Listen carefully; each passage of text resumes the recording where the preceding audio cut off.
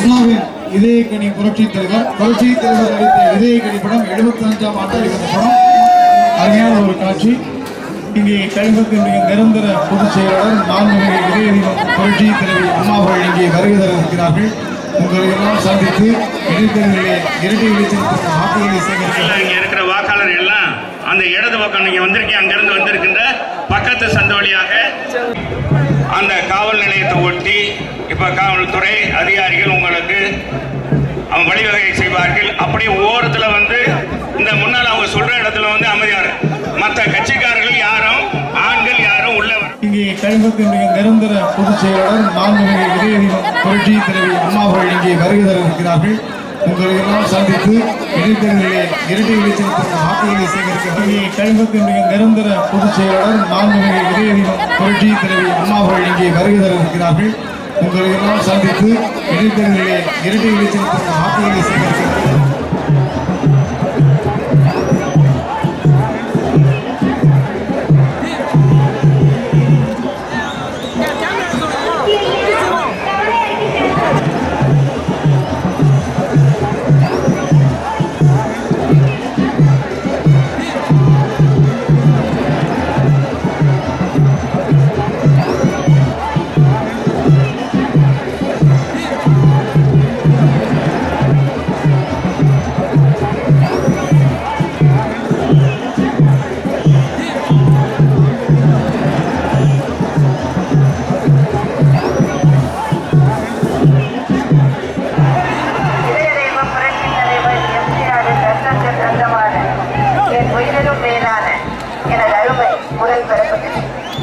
எனது அருமை வாக்காளர் பெருமக்களே, வாக்களிக்க வேண்டும் என்று நான் உங்களிடம் கோரிக்கை விடுத்தேன். நீங்களும் எனது கோரிக்கைகளை நிறைவேற்றினீர்கள்.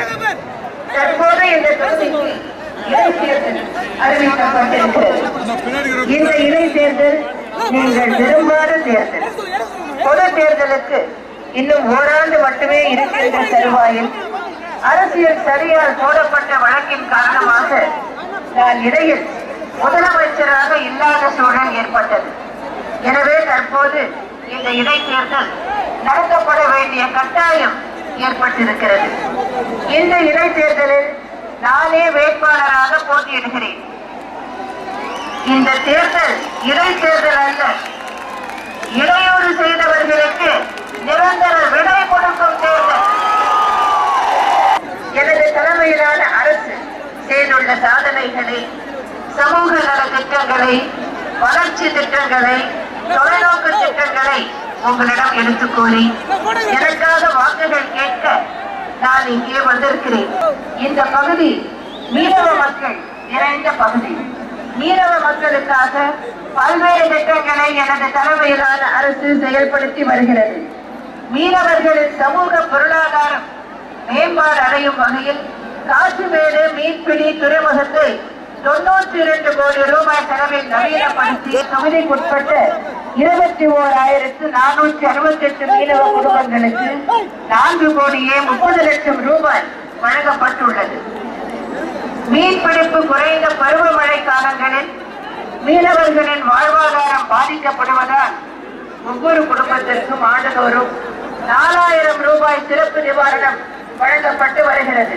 எங்களுடைய திட்டங்களை, நாங்கள் எய்திய சாதனைகளை எடை போட்டு பார்த்து மிக அதிக வாக்குகள் வித்தியாசத்தில் நீங்கள் என்னை வெற்றி பெற செய்ய வேண்டும் என்று உங்களை எல்லாம் அன்புடன் கேட்டுக்கொள்கிறேன்.